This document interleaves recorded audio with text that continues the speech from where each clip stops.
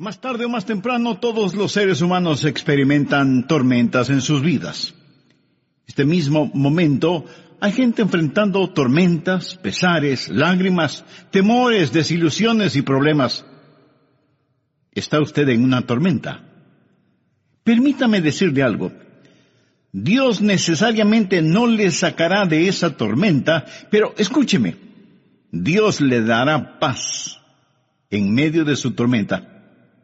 Eso es lo que la palabra de Dios enseña. Por favor, tome la palabra de Dios y busque Juan, capítulo 6. En unos momentos vamos a empezar a leer en el versículo 16. Vamos a estar hablando un poco de los problemas, pesares, dolores, desilusiones, lo que llamaríamos las tormentas de la vida.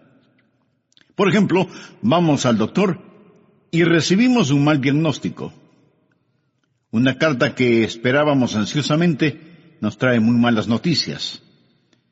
No sabemos qué nos dirán en la próxima llamada telefónica, y así por el estilo. Mi esposa y yo en el desayuno leemos las Escrituras, de manera especial en el libro de los Proverbios. Y leímos el siguiente, Proverbios 27:1. No te jactes del día de mañana, porque no sabes qué dará de sí el día. Amigo, ninguno de nosotros sabemos qué traerá la próxima noticia que nos llegue. Sea buena o mala, sencillamente no sabemos. Hay tormentas que vienen a nosotros. Bien, el Señor aquí realizaba su ministerio en Galilea, estaba con sus discípulos y se encontraban en una tormenta. Y leeremos al respecto y luego vamos a aprender algunas lecciones maravillosas de cómo usted puede encontrar paz en medio de su tormenta, porque todos tenemos tormentas. Empecemos en el versículo 16 de Juan capítulo 6. Al anochecer descendieron sus discípulos al mar, y entrando en una barca iban cruzando el mar hacia Capernaum. Estaba ya oscuro, y Jesús no había venido a ellos.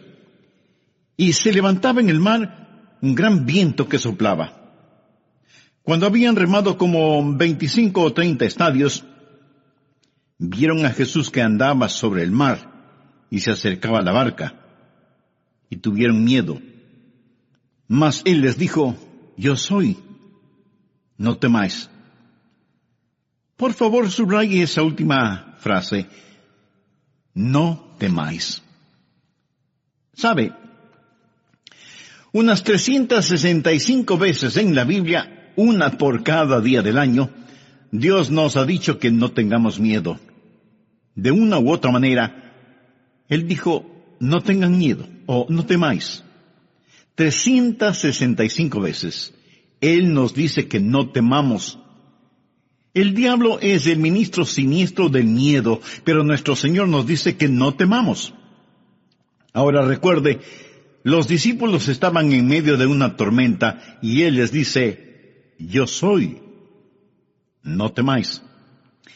Ellos entonces con gusto le recibieron en la barca, la cual llegó enseguida a la tierra donde iban. En nuestras jornadas a Israel, he ido a Israel muchas veces, lo que más disfruto, lo más deleitable, es sentarme al crepúsculo a la orilla del mar de Galilea. Casi es hipnotizante, es como un sueño. ¡Qué tranquilidad!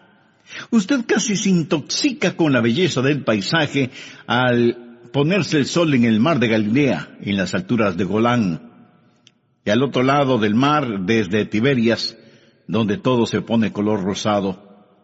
Usted se sienta allí, escuchando los pájaros que anidan en los árboles. Creo que el mar de Galilea es uno de los cuerpos de agua más bellos sobre la tierra. Los rabinos antiguos decían que después que Dios creó todos los otros mares, entonces Él creó el de Galilea, solo para Él. Bien, pongamos el trasfondo para este pasaje de la Escritura. Ha sido un hermoso día. Jesús ha estado con sus discípulos enseñándoles y había realizado el milagro de alimentar a más de 5,000 personas. Los discípulos no solo estaban llenos de alimento físico, sino que también estaban llenos de éxito, de conocimiento, de confianza. Había sido un estupendo día, y la noche era hermosa. Tal vez como la noche que describí hace algunos minutos, cuando uno se sienta satisfecho a contemplar la luna, luciendo como una gardenia en la solapa de la noche. Y había una leve brisa suave como el suspiro de un bebé, acariciando sus mejillas. Y los discípulos, experimentados hombres de mar, suben a su barco para cruzar hasta el otro lado del mar, regocijándose de tan estupendo día. Y entonces sucedió así.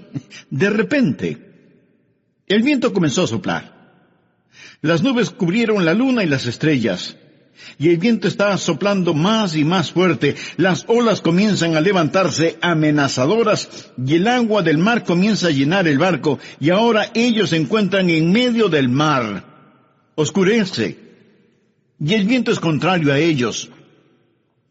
Y no pueden ni siquiera ver sus manos frente a sus rostros.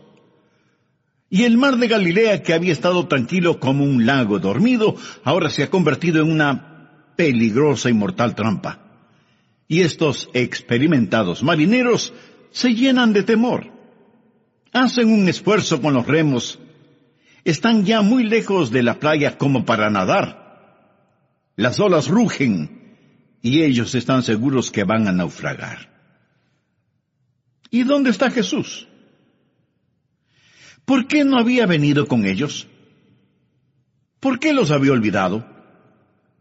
Y de pronto lo ven caminando sobre las aguas, pero eso no les causa ninguna alegría. Ahora el temor se transforma en terror.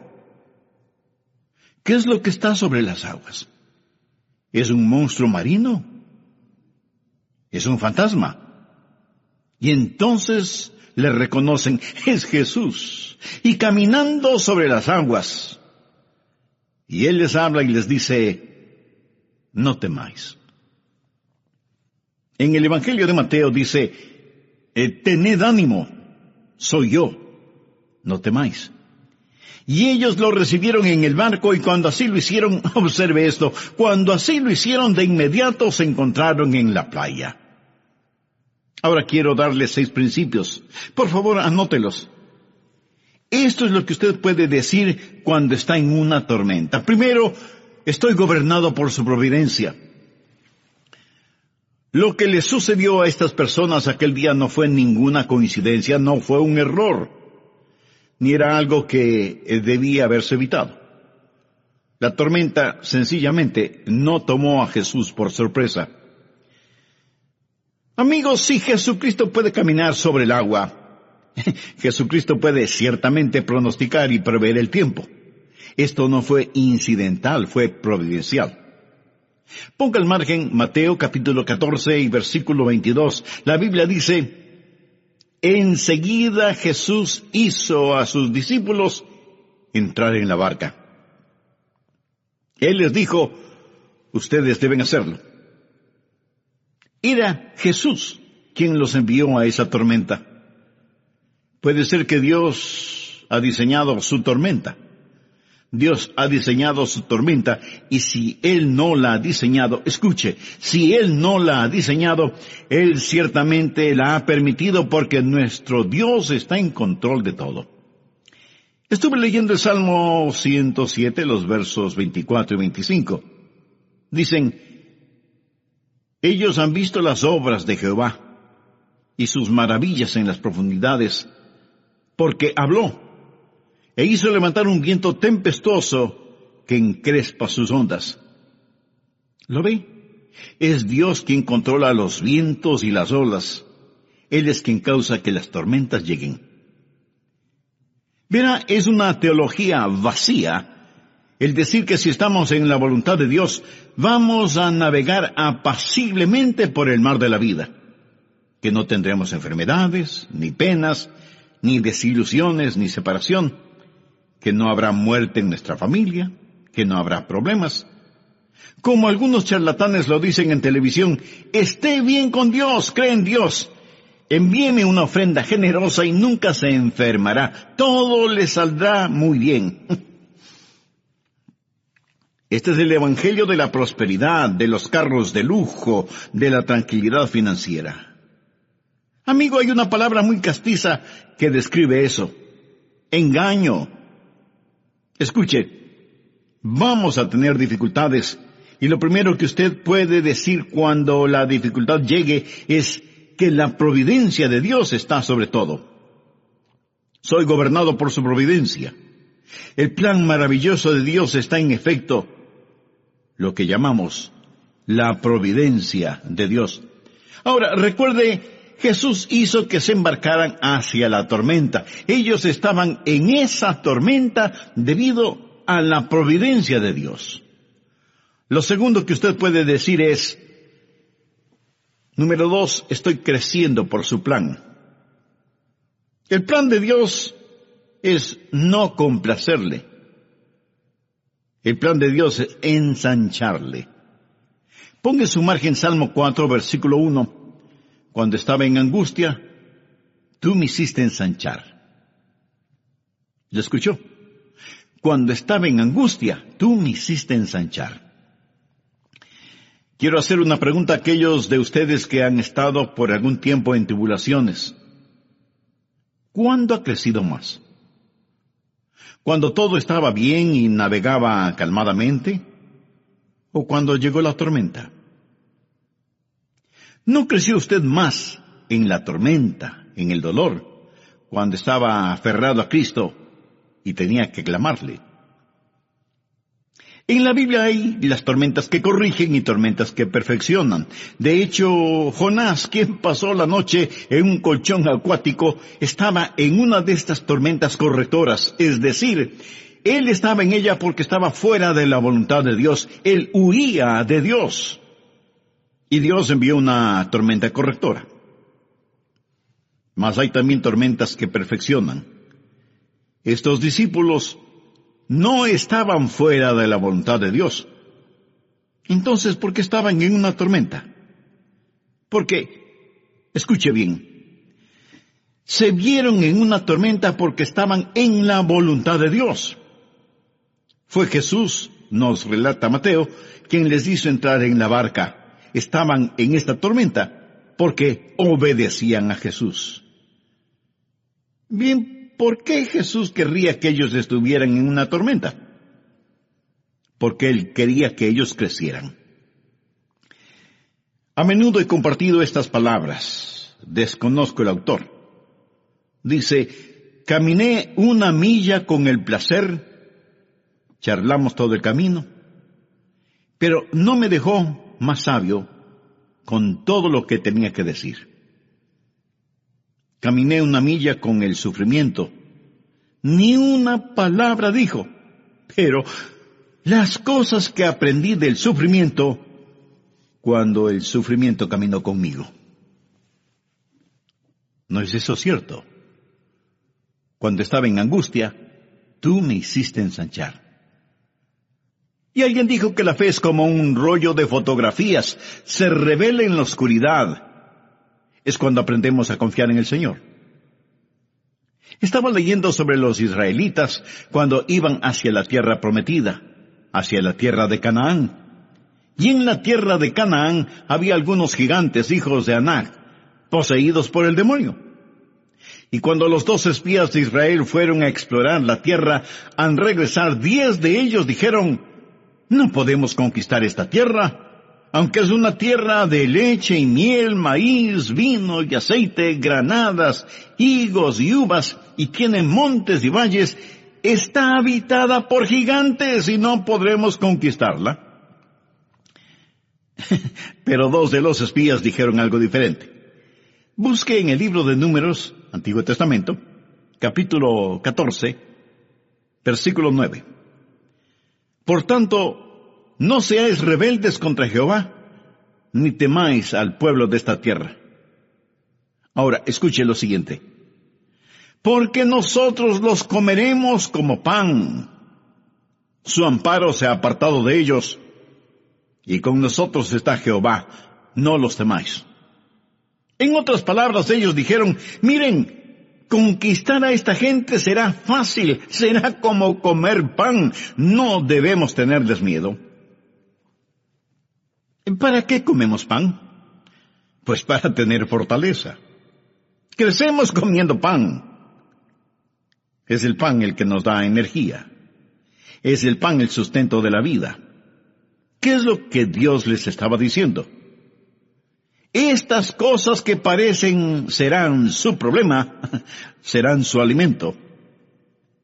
Amigo, usted crece cuando se alimenta de estos problemas. Verá, lo que nuestro Señor buscaba no eran debiluchos como discípulos. Él quería que crecieran y permitió que estuvieran en una tormenta para ensancharlos. Recuerde que usted es gobernado por su providencia cuando está en una tormenta. Él gobierna sobre todo. Y usted está creciendo por su plan. Y es en la tormenta que usted va a crecer y llegar a ser más y más como el Señor Jesucristo. Usted dirá, pastor, ¿no poseo lo que se requiere para crecer cuando estoy en una tormenta? Correcto, no lo posee. Por eso veamos el siguiente punto, número 3. Estoy favorecido por sus oraciones. Por favor, mire el versículo 17. Y entrando en una barca iban cruzando el mar hacia Capernaum. Estaba ya oscuro y Jesús no había venido a ellos. Ellos se preguntaban, ¿dónde está Jesús? Ya había oscurecido y Él no ha venido. ¿Por qué Él no había venido? Bien, Él hacía otra cosa. ¿Qué es lo que estaba haciendo? Él oraba. Él estaba en la cima de la montaña orando. Anote al margen Mateo 14, porque esta historia es relatada de diversas formas en los diferentes evangelios, y la Biblia dice en el versículo 23, despedida la multitud, subió al monte a orar aparte.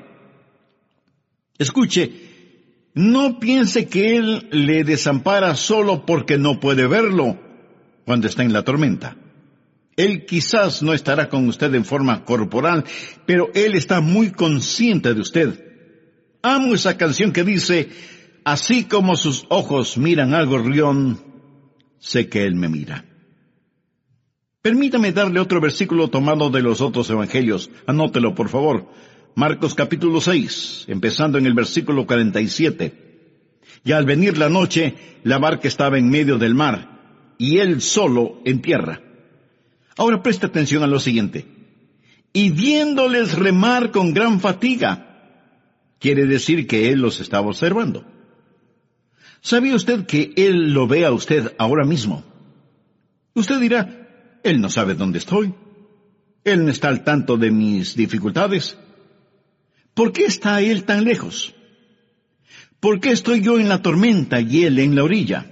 Amigo, Él está allí orando por usted. Él se apartó a un monte para orar. Él está allí en el monte mirando hacia abajo. Él ve a través de la oscuridad. Ellos no podían verle, mas Él sí. ¿Y qué estaba haciendo? Él estaba orando. Desea un pensamiento bendito. Permítame compartirlo. Usted está en la lista de oración de Jesús. Usted está en la lista de oración de Jesús. No hay nada más consolador para mí que alguien me diga que está orando por mí. Hace algún tiempo fui a recibir a una persona en el aeropuerto.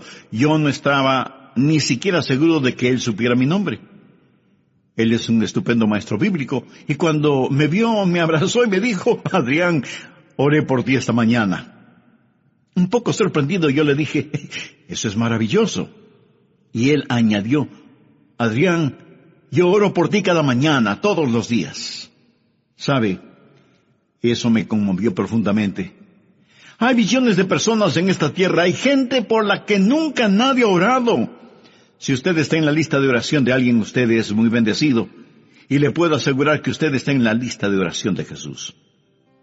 El Señor Jesús le conoce por nombre, y la Biblia dice que Él vive para interceder por nosotros. En Hebreos 7:25 leemos, por lo cual Él puede también salvar perpetuamente a los que a Él se acercan, viviendo siempre para interceder por ellos. Recuerde que paz no es la sustracción de los problemas de la vida. La paz es la suma de poder para enfrentar estos problemas. Esa es la paz de Dios. Y empecé a compartir en el programa anterior 6 principios básicos que puede decirlos cuando enfrenta una tormenta. Primero, estoy gobernado por su providencia. Segundo, estoy creciendo por su plan. Tercero, estoy favorecido por sus oraciones. La Biblia dice que Él, o sea, el Señor Jesús, vive para interceder por nosotros. Hebreos 7:25. Por lo cual puede también salvar perpetuamente a los que por Él se acercan a Dios, viviendo siempre para interceder por ellos. ¿Usted ha venido a Dios por medio de Jesús? Entonces, está en su lista de oración. ¿Y qué está haciendo? Escuche, el trabajo terminado de Jesús es el Calvario. El trabajo no terminado de Jesús es su ministerio de oración. Así que estoy gobernado por su providencia, estoy creciendo de acuerdo a su plan y soy bendecido por sus oraciones. No solo favorecido por sus oraciones, sino también estoy animado por su presencia. Él vendrá. Mire por favor nuevamente Juan 6, el versículo 20. Mas Él les dijo, yo soy. No temáis. Y en Mateo, Él les dice que tengan ánimo. Mateo 14, versículo 27. Pero enseguida Jesús les habló diciendo, tened ánimo, yo soy. No temáis.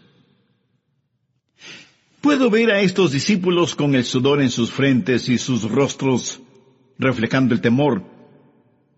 Sus manos ceñidas a los remos, fatigados con dolor de espalda, remando y remando. Pedro grita, más fuerte, que nos vamos a hundir. Y Tomás dice, no creo que vayamos a lograrlo, vamos a naufragar. Y entonces ellos ven a Jesús. Le pregunto, ¿por qué Cristo no llegó antes? ¿Por qué esperó? Sabía que Él se esperó allí por mucho tiempo. Si usted lee la historia, se dará cuenta que ellos estuvieron en alta mar durante varias agonizantes horas. Y aquí se encontraban en la hora más oscura de la noche. Y Mateo relata que Jesús llegó en la 4ª vigilia de la noche. Eso es entre las 3 y las 6 de la mañana, la hora más oscura. Durante largas y agonizantes horas, parecía que Él se hubiera olvidado de ellos. Y no fue que Jesús se había olvidado de ellos, realmente fueron los discípulos quienes se habían olvidado de Jesús. ¿Sabe? Jesús acababa de realizar un milagro. Si usted lee la historia en el 6º capítulo de Juan, se dará cuenta que Jesús había alimentado a unas 5,000 personas. Note por favor el versículo 12. Y cuando se hubieran saciado, dijo a sus discípulos, recoged los pedazos que sobran para que no se pierda nada. Recogieron pues y llenaron 12 cestas de pedazos. Bien, ¿por qué llenaron 12 cestas? ¿Cuántos discípulos? 12 discípulos. Bien, Él les dijo, ahora recojan todo, recojan los pedazos que sobraron. Cada discípulo tenía una cesta de pan al lado de sus pies. En esa barca hay unas cestas de pan. Él acababa de llevar a cabo un milagro y ahora ahí están ellos llenos de temor. Y pensaban, ¿por qué Jesús se ha olvidado de nosotros? Ellos se habían olvidado de Jesús. Ellos se olvidaron de lo que Jesús había hecho. ¿Acaso no tendemos a hacer eso? Es decir, ¿cuántas veces nuestro Señor nos ha liberado, realizando milagros para nosotros, pero nosotros nos hemos olvidado de Él? Lo que ellos debieron haber hecho era, recuerde, lo que Pablo enseñó en 1 Tesalonicenses capítulo 5, verso 18. Dad gracias en todo, porque esta es la voluntad de Dios para con vosotros en Cristo Jesús. Pero nuestro Señor esperó. ¿Por qué esperó? Bueno, su espera, su retraso antes de llegar a ellos fue estratégico y deliberado. Por favor, anote este versículo, Isaías capítulo 30, versículo 18. Por tanto, Jehová esperará para tener piedad de vosotros. ¿No es este versículo estupendo? Por tanto, Jehová esperará, no para ser cruel con usted, sino para tener piedad de vosotros y por tanto será exaltado. Dios está en el negocio de hacer gloria para sí. Será exaltado teniendo de vosotros misericordia, porque Jehová es Dios justo. Eso significa discernimiento. Él no solo sabe lo que usted quiere, Él sabe lo que usted necesita. Y entonces dice, bienaventurados todos los que confían en Él. Dios espera. Usted necesita esperar. ¿Y sabe lo que Dios espera? Dios está esperando que usted espere en Él. Dios espera que usted espere en Él. ¿Alguna vez ha pensado en la deliberada tardanza del Señor? Estuve leyendo el capítulo 11 de Juan, que relata la muerte de Lázaro. María y Marta, que amaban a Jesús, y sabían que Jesús también amaba a Lázaro, mandaron a buscar a Jesús, que entonces estaba en Betania. Y le dijeron, Señor, aquel a quien tú amas está enfermo. La Biblia dice que Jesús se quedó 2 días más en el lugar donde estaba.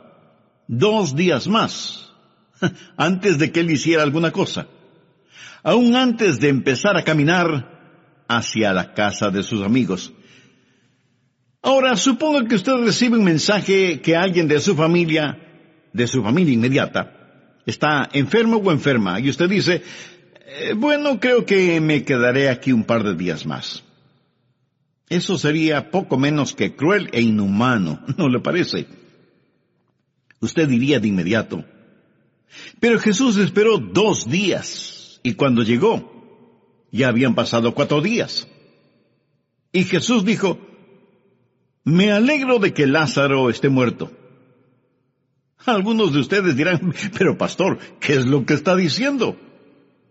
Escuche con atención. Eso es lo que Jesús dijo, no con sus palabras, sino con sus acciones. Porque Jesús sabía lo que iba a hacer, iba a resucitar a Lázaro. Ahora, suponga que Jesús hubiera venido inmediatamente y hubiera sanado a Lázaro. Y él pudo haberle hecho así, pero no lo hizo. ¿Sabe por qué? Porque si hubiera sanado a Lázaro, algunos hubieran dicho que Lázaro de todas maneras se hubiera sanado. O, ¿cómo saber si en realidad Jesús lo sanó? Pero ellos no tuvieron ninguna explicación frente al milagro de la resurrección de Lázaro. Jesús tuvo un plan. Y ese plan no tuvo ningún sentido para Marta, quien prácticamente le llamó la atención a Jesús. No tuvo ningún sentido para María tampoco. Pero tenía sentido para el Señor Jesús. Por lo tanto, el Señor espera. Dios dio una promesa en el jardín del Edén, que enviaría al Mesías. Pero esperó 4,000 años. ¿Escuchó lo que dije? Esperó 4,000 años antes de hacerlo. La Biblia dice, cuando vino el cumplimiento del tiempo, Dios envió a su Hijo. Cuando vino el cumplimiento del tiempo. Muchas veces tratamos de cosechar las bendiciones de Dios antes de que maduren. Jehová esperará para tener piedad de vosotros, teniendo de vosotros misericordia. Bienaventurados todos los que confían en Él. Dios desarrolla paciencia. Dios nunca tiene prisa, pero nunca se atrasa tampoco. Habacuc 2, versículo 3 dice, aunque la visión tardará aún por un tiempo, mas se apresura hacia el fin, y no mentirá. Muchos esperamos el regreso de Jesús. La gente dice, ¿dónde está la promesa de su advenimiento? Porque desde el día en que los padres durmieron, todas las cosas permanecen así como desde el principio de la creación. Anótelo simple y llanamente. Él está por venir. Él viene. Y Él regresa en el tiempo perfecto de Dios. Pero Él retorna. Nuestro Señor está por venir. Luego usted puede decir, en el medio de su tormenta, estoy protegido por su poder. Note lo que Él dice en el versículo 20, yo soy, no temáis. Yo no sé quién dijo esto primero, mas es verídico. La voluntad de Dios nunca le llevará donde la gracia de Dios no pueda mantenerlo. Eso es bueno. La voluntad de Dios nunca le llevará donde la gracia de Dios no pueda mantenerlo. Eso es eternamente verdadero. Verá, enseguida Jesús hizo a sus discípulos entrar en la barca e ir delante de Él a la otra ribera. Usted leyó eso en la palabra de Dios. Él les dijo que cruzaran el mar, no que bucearan. Iban sobre, no debajo del mar. Dios tiene un plan para usted. Jesús no dejó a sus discípulos en el desastre. Él les mandó que fueran a la otra ribera, y cuando Él vino a ellos, Él les dijo, yo soy, no temáis.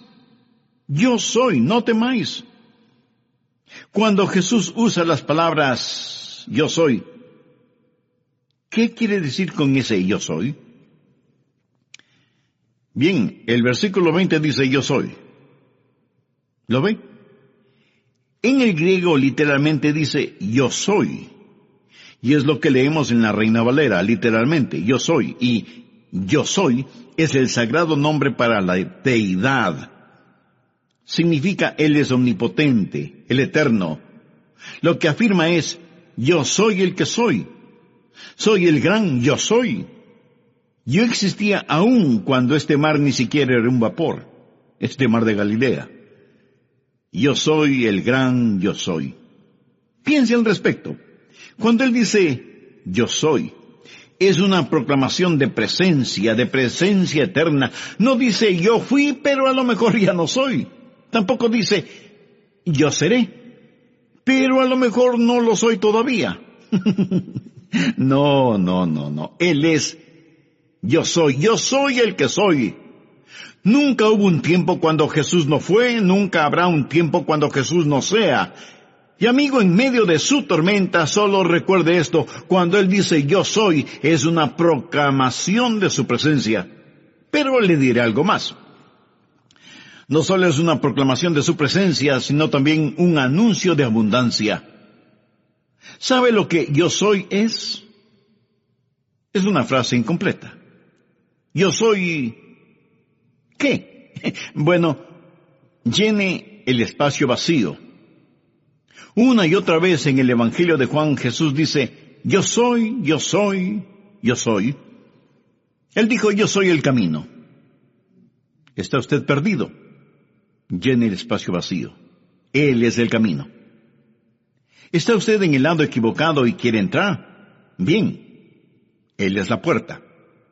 ¿Está padeciendo hambre? Él es el pan de vida. Tropieza en la oscuridad. Él es la luz del mundo. Y si usted está muerto en sus delitos y pecados, Él dice, yo soy la resurrección y la vida. Yo soy. Yo soy. Déjeme decirle algo muy importante, mi amigo. Él es el yo soy para usted. Y usted solo tiene que llenar los espacios vacíos.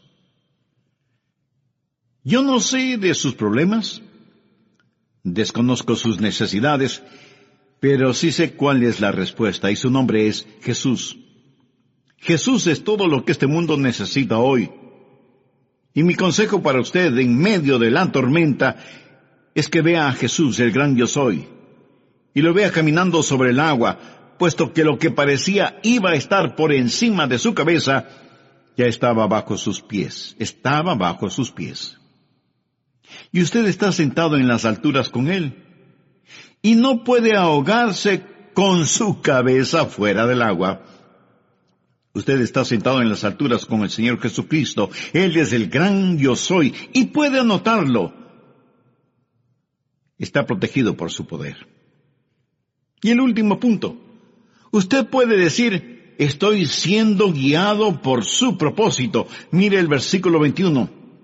Ellos entonces con gusto le recibieron en la barca, la cual llegó enseguida a la tierra a donde iban. Dios no les había prometido navegar calmadamente, mas sí les había prometido un desembarque seguro. Llegaron enseguida a la tierra a donde iban. Verán, su destino ya está determinado. Tiempo y espacio no son ningún impedimento para el Señor Jesucristo. Él los llevará a la orilla. Ellos pasaban por tribulación, pero Jesús dijo, en el mundo tendréis tribulación, pero confiad, yo he vencido al mundo. ¿Lo ven? Esa tormenta sencillamente representa al mundo. ¿Dónde está Jesús? Jesús ha vencido al mundo. Eso es lo que le está diciendo. Amigo, hagamos otra aplicación para concluir. El barómetro espiritual está bajando y todos los que podemos leer las señales de los tiempos sabemos que se está formando una tormenta, se está formando una tempestad. En ocasiones, el mar es más tranquilo antes de la tormenta. Y esto lo aprendí en la Florida. Cuando dicen que viene un huracán, usted sale afuera y dice, no puede ser, jamás, nunca. Sin embargo, el barómetro baja y sabe que la tempestad se viene. La Biblia nos lo dice. Amigos, pronto nuestro Señor, que ha estado en el monte de su gloria orando por nosotros, va a levantarse de su trono. Entonces caminar sobre el agua será como un juego de niños. Él descenderá caminando en las nubes, Él regresará en su gloria, y nosotros los que estamos aquí en el mar del tiempo, inmediatamente estaremos en las orillas de la eternidad. La Biblia dice que así sucedió con los discípulos. Tan pronto como recibieron a Jesús en el barco, estuvieron de inmediato en la orilla. ¿Ha recibido usted a Jesucristo? ¿Ha confiado en Él? Le invito a que me acompañe en una corta oración. Si usted necesita que Jesús sea su Señor y Salvador en forma personal, ¿por qué no lo recibe en su vida ahora mismo? Recíbalo en su corazón, en su vida, no solo para que esté con usted, sino que por fe esté en usted. Puede orar conmigo de la siguiente manera: querido Dios, soy un pecador, estoy perdido y necesito ser salvo. Jesús, tú moriste para salvarme y prometiste así hacerlo si confiaba en ti. Confío en ti, Jesús, ahora mismo. Con todo mi corazón, entra en mi corazón, perdona mis pecados, sálvame, Señor Jesús. Y gracias por perdonarme y salvarme. Ahora comienza a ser la clase de persona que tú quieres que sea. Y porque tú moriste por mí, yo viviré para ti. Ayúdame a no avergonzarme de ti, dame el valor para confesarlo públicamente. En tu nombre lo pido. Amén. Reciba mi cordial saludo y bienvenida a El Amor que Vale. En esta oportunidad vamos a abrir la palabra de Dios en el libro de Hebreos capítulo 12, versículos 14 y 15. Seguid la paz con todos y la santidad, sin la cual nadie verá al Señor. Mirad bien, no sea que alguno deje de alcanzar la gracia de Dios, que brotando alguna raíz de amargura os estorbe y por ella muchos sean contaminados. Hay un terrible problema que puede apagar la llama del gozo de la vida y sumir su alma en total oscuridad. Hay un problema que puede detener el reavivamiento en su iglesia o en su ciudad. Hay un problema que puede causar la ruptura, el divorcio y los argumentos en el hogar. Hay un problema que puede impedir que usted entienda la Biblia. Hay un problema que puede obstaculizar el que usted sea un vibrante, vital y victorioso ganador de almas. Ese problema se llama amargura, el problema de la amargura, la enfermedad de la amargura. En un momento voy a explicar lo que es la amargura, pero creo que la mayoría de nosotros ya sabemos lo que es. Porque hemos estado junto a personas amargadas, o a lo mejor nosotros mismos somos personas llenas de amargura. Muchas veces una persona que es hostil, una persona que es cáustica, criticona, llena de resentimientos y que en todo se encuentra una falta, una persona llena de enojos es por lo general una persona amargada. Pero muchas veces la amargura no se muestra de esa manera. Algunas veces la amargura se manifiesta en el tipo de personas que por todo lloran, tristes, llenas de autocompasión, melancólicas. A menudo cuando usted descorre el velo de estas personas, descubrirá que solo son en realidad personas amargadas. Pero también la amargura se mostrará en personas aparentemente tranquilas o sin ningún interés en particular, no participativas, pero interiormente no son más que activos volcanes de amargura. Ese es un problema terrible, doloroso, infernal, la enfermedad de la amargura. Y la Biblia nos previene contra esa plaga. Deseo que entienda que el libro de Hebreos fue escrito para creyentes. Así que debemos tener la certeza que nosotros no somos inmunes al problema de la amargura. Hay muchos santos amargados, hay muchos creyentes cáusticos, hay muchos hermanos llenos de amargura. Por lo tanto, ponga atención al hablar de la enfermedad de la amargura. Leyendo el texto, lo primero que deseo que vea es lo que llamaré la raíz de la amargura. Leamos Hebreos 12:15. Mirad bien, no sea que alguno deje de alcanzar la gracia de Dios, que brotando alguna raíz de amargura os estorbe y por ella muchos sean contaminados. ¿Cuál es la raíz de la amargura y cómo crece en nuestro corazón y se anida en nuestra vida? Bien, una persona amargada es alguien que ha sido herida. Algo le ha sucedido, la vida no ha sido lo que esperaba, alguien le ha hecho daño y siente amargura contra la sociedad o contra la iglesia o contra alguna persona en particular y aún contra Dios.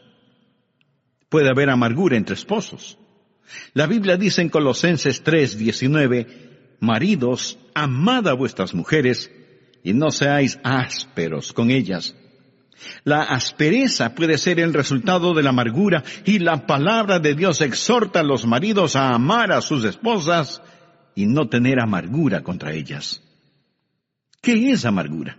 Bien, digamos que una persona ha sido ofendida. Esa ofensa se transforma en enojo y hostilidad. Ahora la ofensa bien pudo haber sido intencional, pero también pudo haber sido sin ninguna intención. Alguien ofende a otra persona y no tiene ni siquiera la menor idea de que la ha ofendido. O la ofensa puede ser imaginaria. Nadie le hizo daño, pero usted cree que le han ofendido, que alguien se aprovechó de usted, que alguien abusó de usted. Todos hemos sido ofendidos. No hay ni una sola persona que no haya sufrido algún tipo de ofensa. Y cuando somos ofendidos, nuestra inclinación natural es a reaccionar con enojo, con ira. ¿No es cierto? Reaccionamos con resentimiento, con un deseo de desquitarnos y de herir de alguna manera a quien nos haya ofendido. Pero si somos creyentes, reconocemos que ese deseo es incorrecto y que proviene de nuestra vieja naturaleza y lo enfrentamos, lo confesamos, lo derrotamos y de alguna manera no se convierte en raíz de amargura. Pero una persona amargada es diferente. Cuando una persona amargada es ofendida, no enfrenta su amargura, sino que la guarda en su corazón y comienza a pensar en la ofensa, comienza a rumiarla una y otra vez.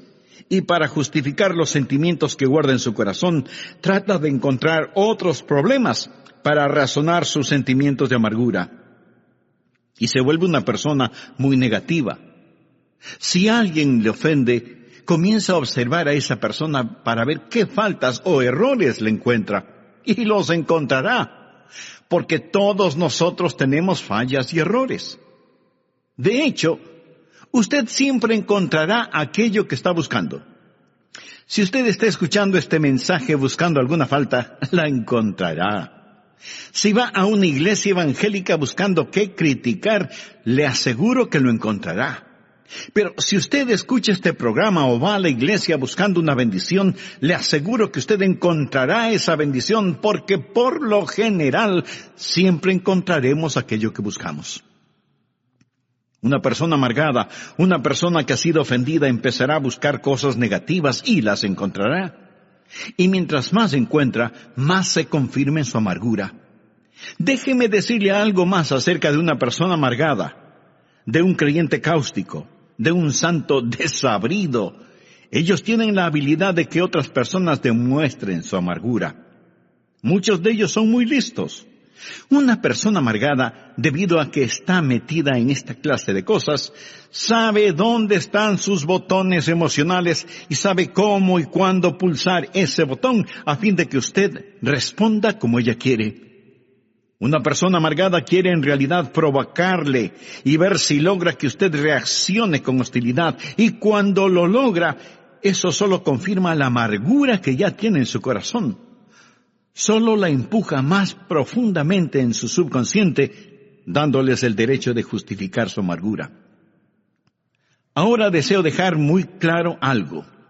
Muy pocas personas admitirán que son amargadas. Este es un pecado subterráneo, solapado. La Biblia lo llama la raíz de la amargura. Y la raíz es algo que no se ve, algo que está cubierto bajo tierra. Pocos lo admitirán. La mayoría lo negará, disfrazará o lo pasará por alto. Pero será muy raro que usted encuentre a una persona que diga, lo admito, soy una persona amargada. Muy de vez en cuando usted podrá encontrar una persona tan honesta en ese aspecto, lo cual será la excepción de la regla, porque se requiere de extremado valor y honestidad el admitir que se es una persona amargada. Me gusta mucho lo que escribió Anna Russell. Ella dijo, fui donde mi psiquiatra para ser psicoanalizada, para saber por qué maté a mi gato, y le puse el ojo negro a mi cónyuge. El psiquiatra me puso en el sofá para saber qué podía descubrir, y esto es lo que él sacó de mi mente subconsciente. Cuando yo tenía 1 año de edad, mi mamá escondió mi muñeca en un baúl, y esa es la razón por la cual siempre estoy bebiendo. Cuando tenía 2 años, vi un día a mi papá besar a nuestra empleada, lo cual explica por qué sufro de cleptomanía. Cuando tenía 3 años, sufría ambivalencias con mis hermanos, así que solo fue natural que haya envenenado a mis enamorados. Por lo tanto, estoy muy feliz de saber que todo lo que he hecho de malo es la culpa de alguna otra persona. Ay. Pero así es como se siente una persona amargada, completamente justificada en su amargura. Por eso es una persona negativa, buscando errores en otros que reconfirmen sus sentimientos de hostilidad que guarda en su corazón y en su vida. Y así la raíz de la amargura crece en el terreno de una ofensa que no ha sido enfrentada honesta y valientemente. Además, deseo que note no solo la raíz de la amargura, sino también el fruto de la amargura. Miremos nuevamente Hebreos 12:15. La Biblia dice que debemos mirar diligentemente, no sea que alguno deje de alcanzar la gracia de Dios. Ahora ponga atención a la siguiente frase. Que brotando alguna raíz de amargura. Amigo, cada raíz dará su fruto, bueno o malo, pero dará su fruto. Y la última parte del versículo dice que brotando alguna raíz de amargura os estorbe y por ella muchos sean contaminados. Ahora usted descubrirá sobre todo que cuando está amargado, usted se hace daño. A usted le va a doler. El problema será para usted.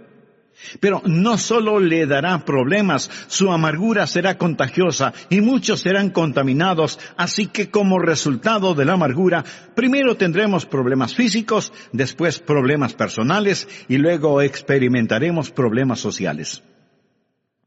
Veamos estos problemas físicos. La Biblia dice que esta raíz de amargura le dará problemas. El doctor Macmillan, doctor en medicina, escribió el libro Ninguna de estas enfermedades. En ese libro, él presenta una lista de 50 enfermedades causadas emocionalmente. Hay gente que simplemente está enferma, pero hay gente que está enferma físicamente debido a alguna presión mental, psicológica o espiritual.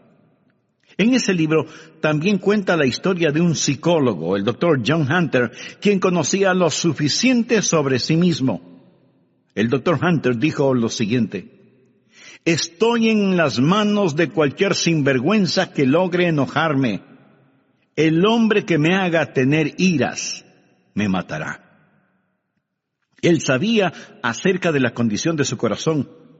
Y él dijo que la persona que le hiciera enojar lo mataría. Más tarde, en una reunión de médicos, un hombre dijo algo injusto en contra del Dr. Hunter, y esto provocó el enojo del Dr. Hunter. Él se puso de pie y con palabras vengativas castigó al hombre que había hablado en su contra, y cayó muerto. Él había profetizado su propia muerte.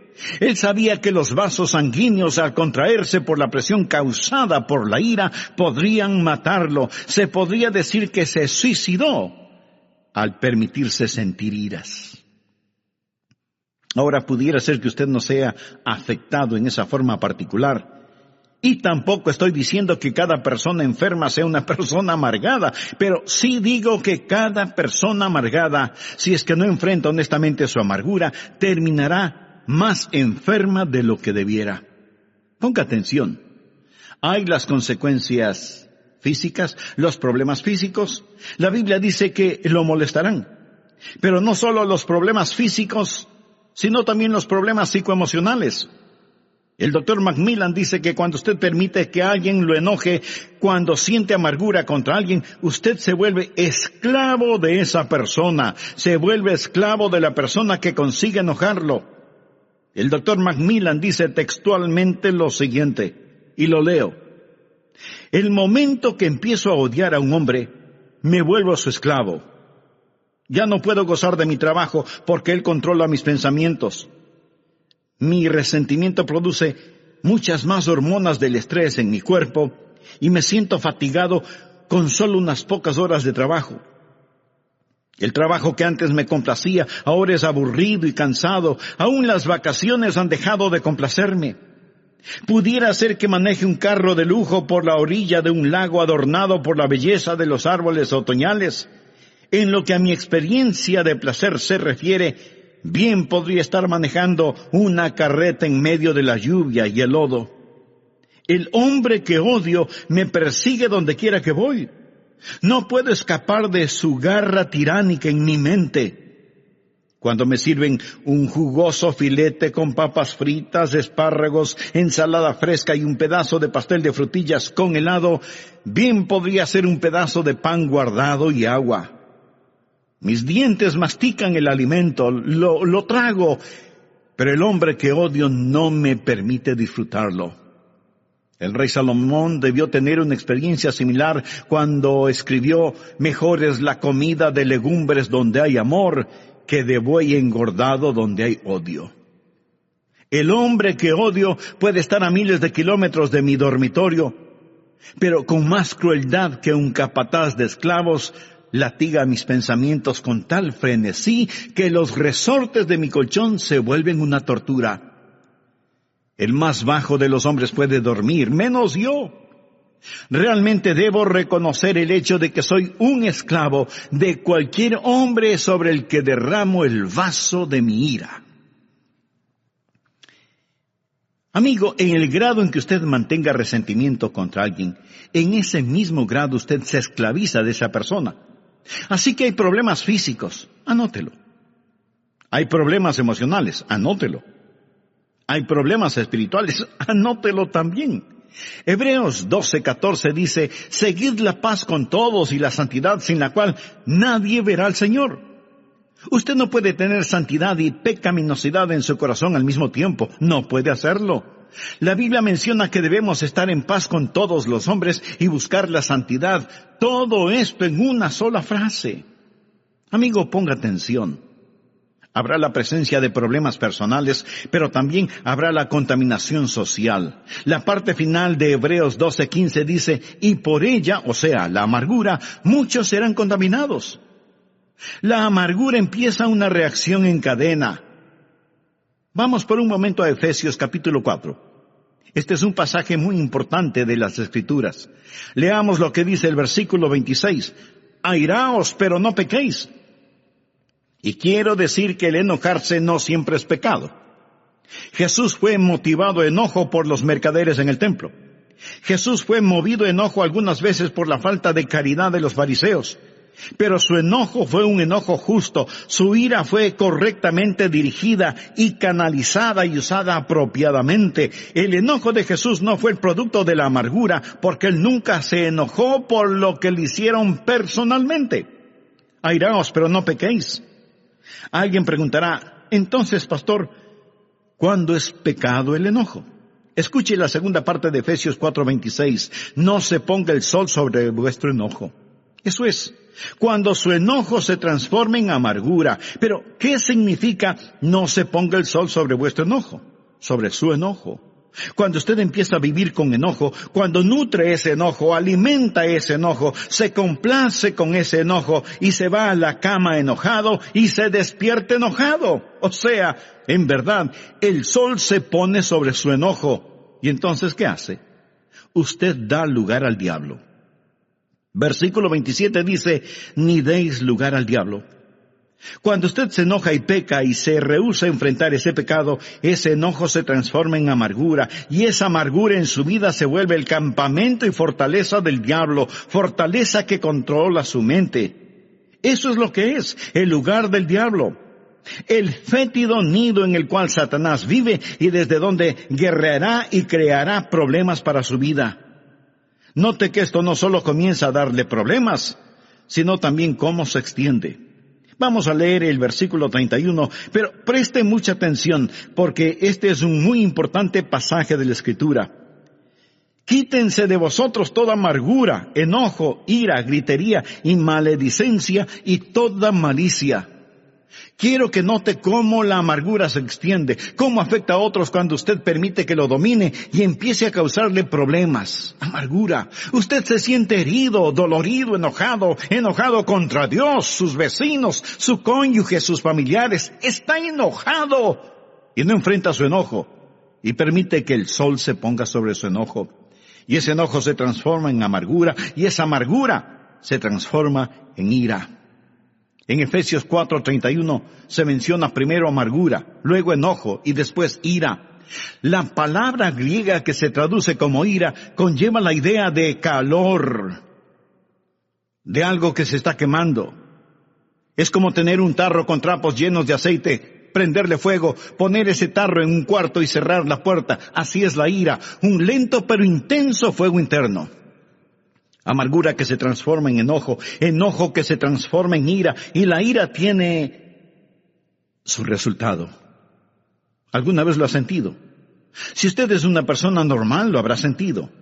Una manifestación externa es explosiva. Sale a la superficie, esos trapos humeantes se vuelven llamas y usted experimenta un ataque de rabia. Y si alguien le dice algo, usted simplemente explota y esa hostilidad externa está fuera de toda proporción comparada con la cosa que la causó. En el próximo programa terminaré este mensaje sobre la enfermedad de la amargura. Amigo, no quisiera terminar sin preguntarle, ¿se identifica con lo que he compartido con usted hasta este momento? Sabe que tiene una raíz de amargura en su corazón, pero en realidad quisiera no tenerla. En el prólogo del programa anterior leímos 2 porciones bíblicas. La primera fue Hebreos capítulo 12, versículos 14 y 15. Seguid la paz con todos y la santidad, sin la cual nadie verá al Señor. Mirad bien, no sea que alguno deje de alcanzar la gracia de Dios, que brotando alguna raíz de amargura os estorbe, y por ella muchos serán contaminados. Y la segunda porción fue en Efesios capítulo 4, versos 31 y 32. Quítense de vosotros toda amargura, enojo, ira, gritería y maledicencia, y toda malicia. Antes sed benignos unos con otros, misericordiosos, perdonándoos unos a otros, como Dios también os perdonó a vosotros en Cristo. Lo primero que vimos tuvo que ver con la raíz de la amargura, cómo la identifica el libro de Hebreos. Pastor, ¿cuál es la raíz de la amargura? ¿Cómo crece en nuestro corazón? ¿Cómo es que toma posesión de nuestra vida? Preguntas muy válidas y pertinentes todas estas. Bien, una persona amargada es una persona que ha sido herida física, verbal o emocionalmente. Algo le ha sucedido, la vida no ha sido como esperaba. Alguien le ha hecho daño de alguna manera y siente amargura contra la sociedad, o contra alguna persona en particular, o contra la iglesia, y aún contra Dios. Puede haber amargura entre esposos. La Biblia dice en Colosenses 3:19, maridos, amad a vuestras mujeres y no seáis ásperos con ellas. Mi amigo, la aspereza puede ser el resultado de la amargura, y la palabra de Dios exhorta a los maridos a amar a sus esposas y no tener amargura contra ellas. ¿Pero qué es la amargura? Digamos que una persona ha sido ofendida. Esa ofensa se transforma en enojo y hostilidad. La ofensa pudo haber sido intencional, pero también pudo haber sido sin ninguna mala intención. Alguien ofende a otra persona y no tiene ni la más mínima idea de que la ha ofendido. O la ofensa puede ser imaginaria, nadie le hizo daño, pero usted está convencido de que le han ofendido, que se burlaron de usted, que se aprovecharon de usted, y la amargura comienza a echar sus raíces en su corazón. ¿Quieres saber algo muy significativo? Todos hemos sido ofendidos en mayor o menor grado alguna vez en nuestra vida, y eso seguirá sucediendo. No hay ni una sola persona en el mundo que no haya sufrido algún tipo de ofensa, y esto sucede en todas las razas y en todos los niveles. Y cuando somos ofendidos, nuestra inclinación natural es a reaccionar con enojo, con ira. ¿No es verdad? Reaccionamos con resentimiento, con deseos de desquitarnos y de herir de alguna manera a quien nos haya ofendido. Pero si somos creyentes, reconocemos que ese deseo es incorrecto y que proviene de nuestra vieja naturaleza, y lo enfrentamos, lo confesamos, lo derrotamos, y así no se convierte en raíz de amargura. Pero una persona amargada es diferente. Cuando una persona amargada es ofendida, no enfrenta su amargura, sino que la guarda en su corazón.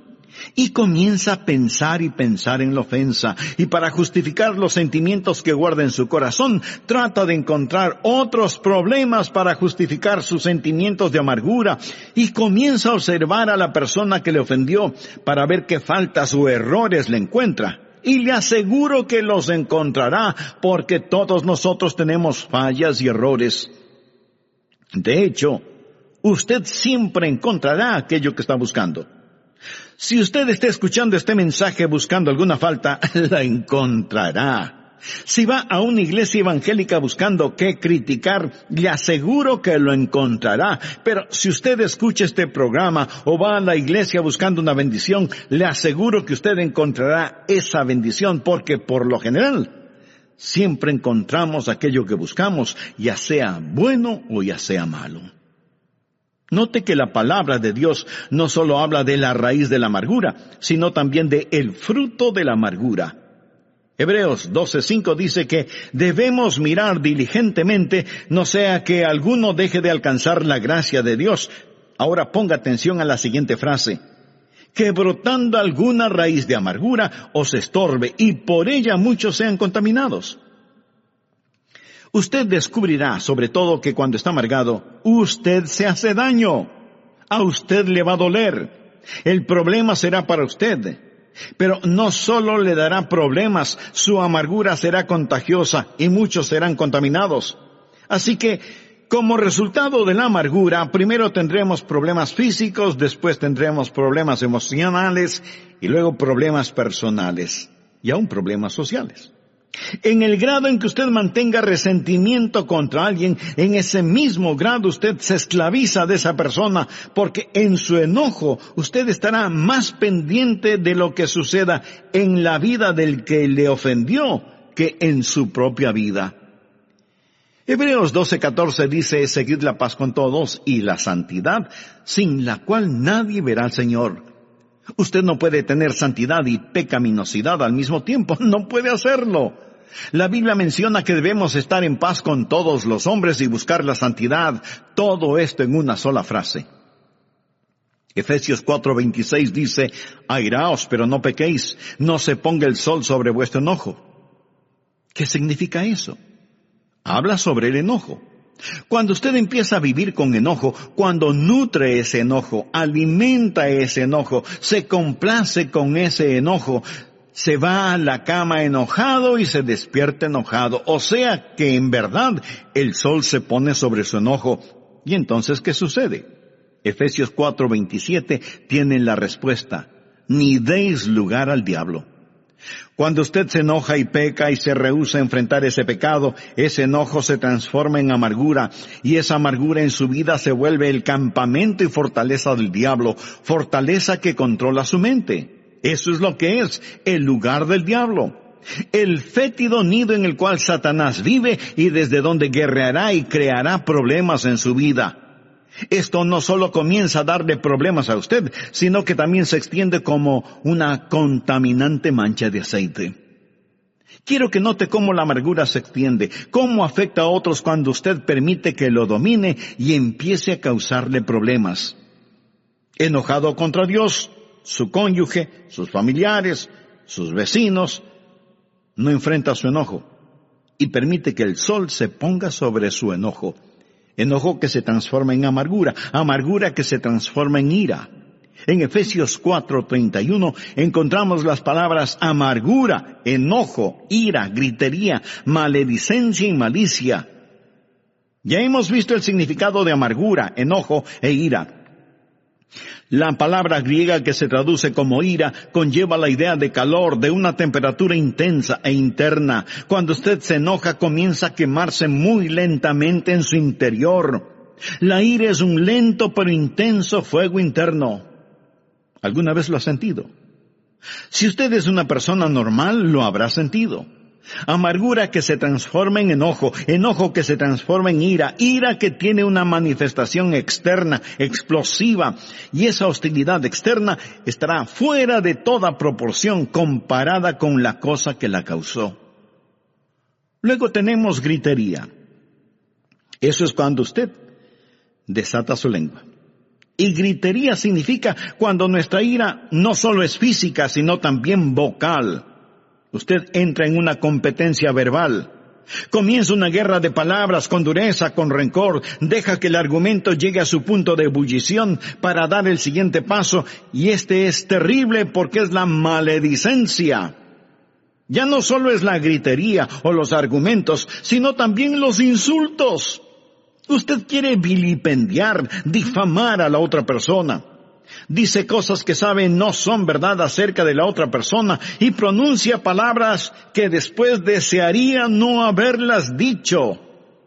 Te odio. Me arrepiento de haberme casado contigo. Ojalá te mueras. Vete al infierno. La maledicencia de nuestras lenguas descontroladas. Le damos lugar al diablo. Nos amargamos. Nuestra amargura se torna en enojo y el enojo se transforma en ira. De la ira pasamos a la gritería y de la gritería a la maledicencia. Y luego esa maledicencia se torna en algo peor. Malicia. Lo cual significa, yo quiero hacerte daño. Yo quiero hacerte mal. Yo quiero herirte. Y nos llenamos de malicia. Por eso es que la Biblia en Hebreos 12:15 nos dice, mirad bien, no sea que alguno deje de alcanzar la gracia de Dios, porque brotando alguna raíz de amargura os estorbe, y por ella muchos sean contaminados. Raíz de amargura en lo físico, lo emocional, lo espiritual. Pero no solo será su problema personal, sino que muchos serán contaminados. Esto es un cáncer en el hogar, en la iglesia, en la sociedad, en los negocios. Muchos son contaminados por esta raíz de amargura. Finalmente, deseo que vea no solo la raíz de la amargura, no solo el fruto de la amargura, sino también la búsqueda de la amargura. Volvamos a Hebreos 12:15 y verá por qué dije la búsqueda de la amargura. Dice la Biblia, que debemos estar mirando diligentemente, no sea que alguno deje de alcanzar la gloria de Dios, porque brotando alguna raíz de amargura os estorbe. La raíz está debajo de la tierra. Usted tiene que buscarla, tiene que seguirle el rastro. Y mientras yo estoy dando este mensaje, algunos de ustedes estarán pensando, ojalá que toda esa gente amargada esté escuchando al pastor. Usted no necesita este mensaje, ¿verdad? Déjeme decirle algo. Pudiera ser que el Espíritu Santo de Dios quiera hacer una cirugía radical en usted este día y llegar a lo profundo y revelarle algo acerca de usted que a lo mejor ni usted mismo lo sabía. Tal vez regresar a su niñez, a la raíz de su amargura.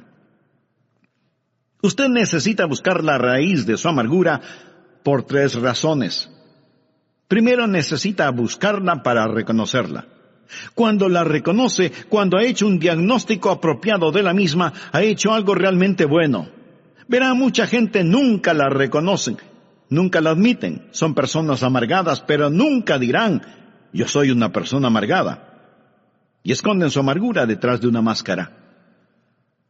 Un pastor y uno de los diáconos fueron a jugar golf un día, y el diácono le dijo, pastor, usted es la persona más ecuánime que he conocido. Siempre está sonriendo. Cuando yo lanzo mi bola al agua o la envío a la arena o cuando hago un lanzamiento desafortunado, no puedo evitar el demostrar mi disgusto. Pero usted comete los mismos errores que yo y sin embargo continúa sonriendo. Y el pastor le contestó, sí, lo sé. Pero ¿has notado que donde escupo la hierba se seca? Reconocer la amargura, reconocerla. Algunas veces la puede ocultar tras una máscara.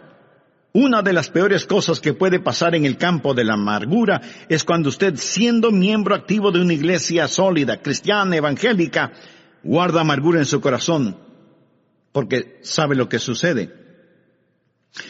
Cuando usted externamente vive una buena vida, pero interiormente está lleno de amargura, esa vida externa es solo una forma de podar las ramas, mientras fortalece la raíz. Y mientras más poda las ramas, más fortalece la raíz. Y mientras más hace estas cosas aparentemente buenas exteriormente, pero no enfrenta radicalmente la raíz del problema, pronto se verá en peores problemas y muchos más serán contaminados. Así que necesita buscar la raíz y reconocerla. Luego tiene que removerla, tiene que sacarla. Y solo hay una cosa que sacará esa raíz de amargura: el perdón que usted otorga a la persona que le ha hecho daño. Al respecto, quiero que usted vea lo que la palabra de Dios dice en Efesios 4, versículos 31 y 32.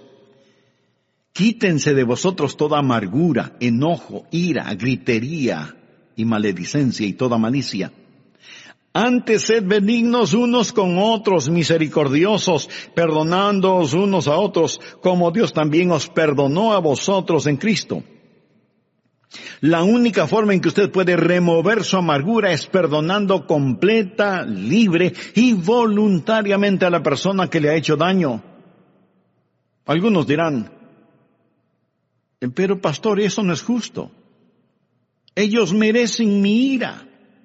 No, de ninguna manera. En primer lugar, usted no sabe lo suficiente como para castigarlos. Mía es la venganza, yo pagaré, dice el Señor. Pero le diré algo más, mi amigo. Su amargura le hará más mal a usted que a los demás. Y el modelo para saber perdonar es Dios mismo, porque Dios le perdonó a usted. Sed benignos unos con otros, misericordiosos, perdonándoos unos a otros, como Dios también os perdonó a vosotros en Cristo. La gracia de Dios nos capacita para hacerlo. Esa es la razón por qué el escritor de Hebreos dice, mirad bien, no sea que alguno deje de alcanzar la gracia de Dios. Piense en la gracia de Dios. Piense en lo que Jesucristo ha hecho por usted. Y en base a esa gracia sea benigno, misericordioso, perdonándose unos a otros como también Dios le perdonó a usted en Cristo. Y cuando usted haga eso, el Espíritu Santo de Dios arrancará esa amargura de su corazón. Usted dice, pero eso será muy duro hacerlo. Mi amigo, el Calvario fue durísimo. Y la persona que enfrenta su propia amargura va a tener una muestra del Calvario, pero vale la pena. La Biblia dice, refiriéndose a Jesús, el cual por el gozo puesto delante de él sufrió la cruz. Él sufrió por el gozo de perdonarnos, y nosotros podemos sufrir por el gozo de perdonar a otros. Mark Twain dijo que el perdón es la fragancia que queda en el pie del que pisa una violeta. Hermosa definición. Usted pregunta, ¿cuando perdono significa la desaparición de esas memorias? No, ellas permanecerán, pero será algo totalmente diferente. Alguien lo dijo de la siguiente manera: la avispa del recuerdo puede volver a volar, pero el aguijón de su amargura ha sido quitado. Usted lo recordará psicológicamente, pero el aguijón ya no existe porque usted lo ha puesto bajo la sangre del Calvario. Por eso usted es benigno, misericordioso, perdonador, porque Dios en Cristo le perdonó a usted. Buscar y reconocer y remover. Pero ahí no termina el asunto, porque la secuencia es buscar, reconocer, remover y reemplazar. Ahora adquiere tremendo significado Hebreos 12:14. Seguid la paz con todos y la santidad. No es suficiente el eliminar la amargura. Debemos querer estar en paz con nuestros hermanos y hermanas. Debemos anhelar estar reconciliados. Debemos ansiar el amor de Dios en nuestros corazones. Edwin Markham fue un gran poeta. Vivió una vida plena hasta cuando pensó que ya era tiempo de jubilarse. Tenía una considerable suma de dinero para ese propósito, pero cuando cumplió sus 60 años y listo para jubilarse, descubrió que su amigo banquero le había defraudado, le robó su dinero, y lo que él pensó que tenía en el banco ya no lo tenía. Ahí estaba un hombre listo para su retiro, pero sin un solo centavo, y se llenó de amargura. ¿Cómo su amigo pudo haberle hecho tal cosa? Y cada día se amargó más y más, y se volvió criticón, malhumorado y pendenciero, lleno de desprecio y venganza, y pensó en regresar a trabajar, pero ya no pudo hacerlo. Se sentaba junto a su escritorio para escribir sus poemas, pero la inspiración no venía y su corazón estaba cerrado. La llama del gozo se había extinguido de su vida, y en lo único que podía pensar era en el amigo que le había defraudado, en el hombre que le había hecho daño. ¡Cuán terrible era todo! Y Edwin Markham se volvió más y más amargado. Él escribió lo siguiente: me sentaba junto a mi escritorio, haciendo garabatos en un papel y pensando en ese hombre que me había hecho daño. Un día el Espíritu Santo de Dios me dijo: Markham, si no enfrentas tu amargura,